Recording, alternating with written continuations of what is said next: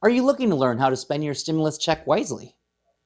My name is Mike Chavez, and I'm going to show you the top 5 ways to spend your $600 stimulus check in 2021. This video is broken down into sections, and I'll leave the timestamps below.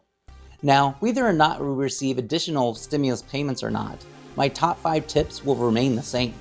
So before we start, please do all the YouTube things that all of us always ask for. And with that, let's dive in. Number 1, spend on the essentials. If you are in survival mode, nothing is more important than food on the table, having some medical supplies on hand, or keeping a roof over your heads. Once you have all that covered, let's move on to tip number 2, which is creating an emergency fund. You know, statistics change all the time, but right now, approximately 75% of all Americans do not even have $1,000 saved up.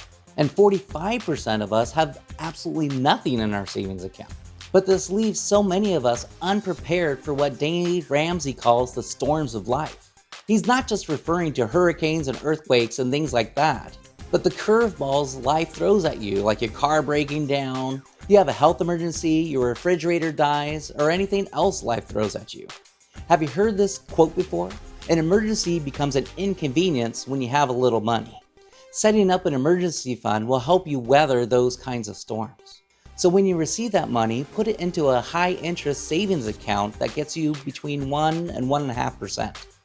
Once you have an emergency fund established, you can work on tip number 3, which is paying down any high interest debt.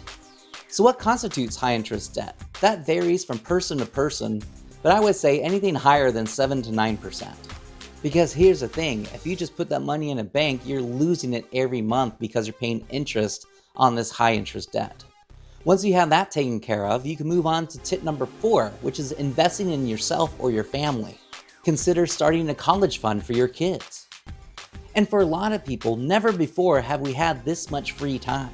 Instead of binge watching shows, you can invest that time into yourself. This can include buying exercise equipment to work out at home, learning to play a new instrument, learning a new language, or just honing some additional skills that you would want to have in order to start a new business.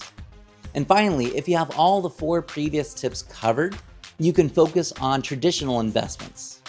Now, unless you're highly attuned to the stock market, I would not recommend investing in individual stocks. Instead, index funds are where I would go to invest my money. Investment vehicles such as an IRA or a Roth IRA can help with certain tax advantages. I'll be covering all these things on future videos. That's it for this episode. Please comment down below with any questions you have or any additional tips you'd like to share. For more financial tips like these, check out my channel. Remember to do all the YouTube things for more videos like this, and I'll see you next time. Hey, thanks for watching until the end. If you have found value in this video, please consider clicking the like button, subscribe, and comment down below with your feedback and questions. This will help me provide you with the quality answers you are looking for. Also, please share this video with anyone you know that you think could benefit. Pay it forward and let us all help each other out. Make me proud.